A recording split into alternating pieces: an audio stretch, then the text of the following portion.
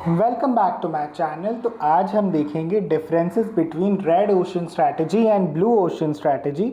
उसके पहले हम देखते हैं कि red ocean and blue ocean strategies होते क्या हैं।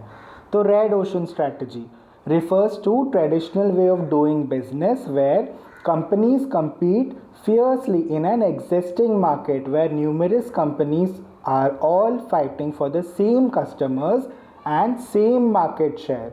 The competition is intense and businesses often engage in price wars or focus on incremental improvements to gain a competitive edge.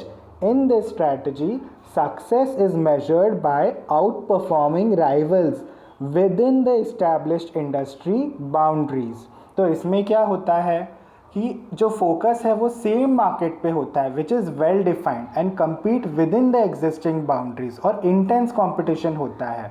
And red ocean में सक्सेस कैसे measure करते हैं? By gaining market share from its competitors. और क्या करते हैं? They meet the existing customer needs better than their rivals. जो उनका कंपटीशन है उससे बेटर तरीके से वो अपने कस्टमर्स को सर्विस या फिर प्रोडक्ट ऑफर करेंगे। और कंपनी क्या करेगा? It will typically focus on incremental improvements to existing products and services to gain a competitive edge. और क्या करेगा कंपनी? क्या करेगा? It will aim to serve specific customer segments within the existing market segment. तो यहाँ पर हमारी एकदम मेजर जो पॉइंट्स होंगे वो क्या हो जाएंगे कि जो रेड ओशन स्ट्रैटेजी वो क्या है? कस्टमर फोकस्ड है। जो कस्टमर फोकस है उसका मतलब क्या होगा? Companies aim to serve specific customer segments within the existing market space. और यहाँ पे सेकेंड पॉइंट क्या आ जाएगा? इनोवेशन होगा but with in the existing boundaries, जो इंडस्ट्री सेट स्टैंडर्ड्स है उसके हिसाब से। उसके बाद मार्केट शेयर पे ज़्यादा एम्फोसिस होगा क्योंकि जो सक्सेस होगा मार्केट में वो मार्केट शेयर के हिसाब से ही मेजर किया जाएगा। उसके बाद आ जाएगा कॉम्पिटिशन सेंट्रिक। उसका मतलब क्या होगा? Companies in red ocean are fighting for a share of the same customer base, which will result in intense rivalry, price wars और limited growth opportunities भी हो सकता है। अभी हम देखेंगे कि ब्लू ओशन स्ट्रैटेजी क्या होता है। ब्लू ओशन स्ट्रैटेजी इसमें क्या होगा? It is a business approach where a company seeks new uncontested market space rather than competing in crowded existing markets. The idea is to create a blue ocean of opportunities by offering unique products or services that stand out and attract new customers. And instead of battling rivals, companies following a blue ocean strategy focus on innovation, value creation, and making competitors irrelevant by exploring uncharted territories. It is about finding a new untapped market where a company can thrive without intense competition. तो इसमें क्या होता है blue ocean strategy में? The emphasis is on creating a new demand rather than fighting over the existing demand. और innovation क्या करेंगे? Basically क्या होगा इनका?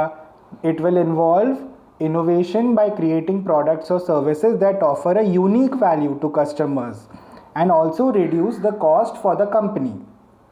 And what will they do? They will break the industry norms. Blue ocean में क्या होगा? एकदम डिसरप्टिव इनोवेशन होगा, जैसे कि फॉग ने किया था। Instead of normal gas deos they came up with spray bottle जिसमें प्योर एकदम लिक्विड परफ्यूम रहता था जो कि लॉन्ग लास्टिंग था। एंड उन्होंने नाम भी काफ़ी प्रीमियम यूज़ किए जैसे इम्प्रेसो, मेक माई डे एंड काफ़ी अलग अलग नाम, रॉयल, ऐसे जो प्रीमियम नेम्स यूज़ करे थे। पैकेजिंग काफ़ी फैंसी की। तो इस तरीके से फॉग ने एक अपना सेगमेंट बना लिया और काफ़ी मार्केट शेयर गेन कर लिया in the perfume and deodorant section. यहाँ पर हम एक और एग्जांपल भी ले सकते हैं जैसे कि पतंजलि का। तो उसमें कैसा था? जो इंटरनेशनल और बाकी ब्रांड्स थे वो केमिकल फॉर्मुलेशंस और बाकी केमिकल बेस्ड प्रोडक्ट्स बेच रहे थे इंडियन मार्केट में। तो पतंजलि ने क्या किया? It created a new market space by emphasizing traditional and natural ingredients. और उन्होंने अट्रैक्ट कैसे किया कस्टमर्स को? हेल्थ कॉन्शियस कस्टमर्स जो थे who would prefer buying natural and Ayurvedic products. तो उन्होंने वो एक मार्केट स्पेस क्रिएट किया Ayurvedic and natural and like organic products का। तो चलिए अब हम देखते हैं दोनों के बीच डिफरेंस क्या है, red ocean strategy and blue ocean strategy. तो रेड ओशन का क्या हो जाएगा, एग्जिस्टिंग मार्केट जो है वही कंपटीशन होगा। ब्लू ओशन में क्या होगा, न्यू मार्केट क्रिएशन होगा। उसके बाद क्या होगा, सेकंड पॉइंट, कंपीटिंग इन नोन इंडस्ट्रीज। लेकिन ब्लू ओशन में क्या आ जाएगा, क्रिएटिंग न्यू इंडस्ट्री बाउंड्रीज।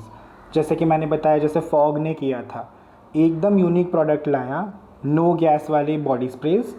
उसके बाद जैसे कि थर्ड पॉइंट आ जाएगा रेड ओशन में, intense rivalry and price Wars. जैसे कि सेम कंपनीज़ है जो सेम गैस वाले डीओज बनाते हैं जिसमें कुछ डिफ्रेंसिएशन ही नहीं है, तो उनके बीच हमेशा इंटेंस राइवलरी और प्राइस वॉर्स लगा ही रहेगा, कॉम्पिटिटिव प्राइसिंग करते रहेंगे। लेकिन ब्लू ओशन स्ट्रैटेजी में क्या आ जाएगा, there will be emphasis on innovation, ताकि वो अपना खुद का प्राइस भी मार्क कर पाएंगे, because people will be ready to pay because they have a USP. USP क्या हो जाएगा, यूनिक सेलिंग प्रोपोजिशन। और फिर हम आ जाएंगे फोर्थ पॉइंट पे, market share is very crucial. और आप जो मार्केट शेयर है वो ऑलरेडी एग्जिस्टिंग शेयर में ही आपको कॉम्पीट करना है ताकि आप उसमें आपका शेयर बढ़ा पाओ। लेकिन ब्लू ओशन स्ट्रैटेजी में क्या होगा, वैल्यू इनोवेशन हो जाएगा। आप जो वैल्यू दोगे उसके हिसाब से आप न्यू कस्टमर्स अट्रैक्ट करके मार्केट शेयर डायरेक्टली ग्रो कर पाओगे।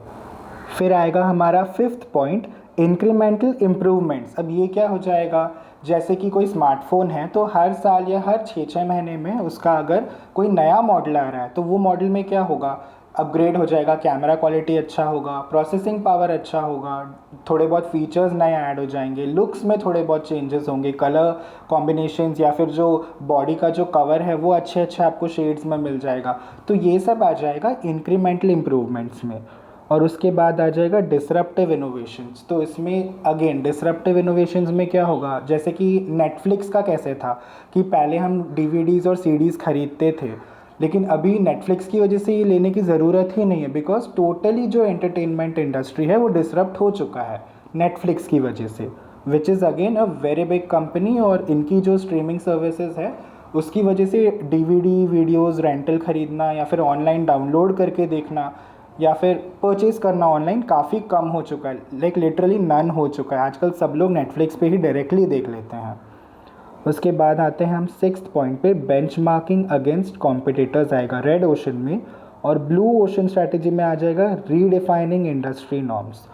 तो बेंचमार्किंग हम किसे कहेंगे, स्ट्रैटेजीज जो होती है against competitors in the same industry, उसे कंपेयर करने को हम कहेंगे बेंचमार्किंग अगेंस्ट कॉम्पिटिटर्स।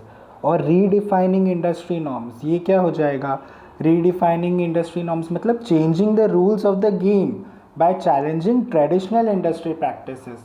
जैसे कि टाटा नैनो ने कैसे कर दिया था, जब एकदम आया तो डिस्टर्ब कर दिया था इंडस्ट्री को ब्लू ओशन में, कि एवरीवन वाज क्रेजी कि 1 लाख रुपीज़ में आपको कार मिलेगा। And literally it was like every persons, like middle class persons या तो people who could not afford a car, उनका ड्रीम कार बन चुका था वो। But in the long run due to some marketing problems and all उसने काफ़ी अच्छा परफॉर्म नहीं किया, but basically blue ocean strategy use किया गया था टू लॉन्च टाटा नैनो। फिर आ जाएगा कस्टमर सेगमेंटेशन। अब वो क्या हो जाएगा, targeting the specific customer segments within the existing markets. और फिर रेड ब्लू ओशन स्ट्रैटेजी में आ जाएगा अट्रैक्टिंग द नॉन कस्टमर्स। इसमें क्या हो जाएगा, हमें क्या करना पड़ेगा, expanding the customer base by appealing those who are not currently served by the existing offerings. हमें न्यू कस्टमर्स ढूंढने पड़ेंगे who would like to invest, use और बाय दोज प्रोडक्ट्स। उसके बाद आ जाएगा 8 point, emphasis on meeting expectations. और blue ocean strategy में क्या है, focus on delivering superior value. तो इसमें क्या आ जाएगा, रेड ओशन स्ट्रैटेजी में हम क्या कर सकते हैं, एग्जाम्पल ले सकते हैं जैसे कि मैकडोनल्ड्स। तो फास्ट फूड इंडस्ट्री जो है उसमें मैकडोनल्ड्स काफ़ी अच्छा कर रहा है, it is doing comparatively well with the pricing and efficient services and menu is also well designed. Indian customers के लिए मीट करने के लिए जैसे इंडिया में है, या फिर फॉरेन कस्टमर्स के लिए फॉरेन में है, location wise it is well defined and it will focus on meeting those expectations consistently. Her country में और हर पीपल के कल्चर या फिर उनके टेस्ट के हिसाब से उनका मेन्यू होगा। एंड ब्लू ओशन स्ट्रैटेजी में क्या आ जाएगा, focus on delivering superior value. तो इसमें हम क्या ले सकते हैं example, focus on superior value में जैसे कि आइकिया हमने ले लिया कि फर्नीचर तो सारे ही इंडस्ट्रीज़ में आपको सब जगह मिल जाएगा, लेकिन आइकिया ने क्या किया, affordable furnitures and space saving furnitures and furnitures which are like cost saving furnitures जो आप खुद ही असेंबल कर सकते हो, कार में लेके मूव कर सकते हो, एंड ऐसे स्टाइलिश फर्नीचर्स वगैरह और काफ़ी फंक्शनल फर्नीचर्स ऑफ़र किया उन्होंने, तो उन्होंने अपना ही एक मार्केट में कैटेगरी बना लिया। फिर 9th पॉइंट है एक्सप्लॉयटेशन ऑफ एग्जिस्टिंग डिमांड। अब इसका क्या बेसिक मीनिंग यही है कि जो करंट डिमांड है मार्केट में, it is meeting the current demand within the established market parameters. And blue ocean strategy में क्या है, shift from competition to innovation होगा। तो उसमें क्या आ जाएगा, moving away from direct competition to focus on innovative approaches, unique products launch करने हैं तो क्या, so that they can disturb the market. उसके बाद आएंगे हम हमारे 10th पॉइंट पे जो कि है प्राइस कंपटीशन। तो रेड ओशन में क्या आ जाएगा, competing based on pricing strategy with in the existing market and existing industry, सबसे इम्पॉर्टेंट पॉइंट है। उसके बाद ब्लू ओशन में आ जाएगा emphasis on value, not just price, differentiating through value offerings rather than engaging in a price centric competition। तो हमेशा differential value इन्हें ऑफर करना रहेगा जो कि उनका यूएसपी होगा, and people are ready to pay for it so that they can set their own price in the industry. तो ब्लू ओशन स्ट्रैटेजी में हम टेस्ला का एग्जांपल ले सकते हैं, जैसे ड्राइवरलेस कार्स ईवी उन्होंने पहले लॉन्च किया, तो बेसिकली वो काफ़ी एक डिस्ट्रप्टिव मूव था और वैल्यू इनोवेशन था कि people are paying a very good premium price to get that driverless vehicles, और उन्होंने खुद एक मार्केट ही क्रिएट किया ईवी के लिए। तो ब्लू ओशन स्ट्रैटेजी ऐसे टेस्ला ने यूज़ किया। एंड रेड ओशन स्ट्रैटेजी में आपका क्या आ जाएगा, जैसे कि नॉर्मल जो इंडिया में आप देखोगे जो नॉर्मल कार कंपनीज़ है जैसे मारुति या फिर टाटा के जो कार्स हैं, सिमिलर प्राइस रेंज होता है, थोड़ा बहुत माइलेज एंड फीचर्स में फ़र्क होता है, एंड प्राइस सेगमेंट या क्वालिटी में थोड़ा बहुत डिफरेंस होगा, बट उनमें उतना कुछ एकदम यूनिक यूएसपी नहीं है कंपेयर टू टेस्ला। तो वो आ जाएंगे रेड ओशन स्ट्रैटेजी में कि competing in a similar market. I hope so आपको ये डिफरेंसेस समझ में आए होंगे। Thank you so much for watching. If you find my videos useful, so please do like, share and subscribe to my channel. Thank you so much for watching. I will soon be uploading a lot more MBA marketing related videos. So thank you so much and please do subscribe to my channel. Thank you.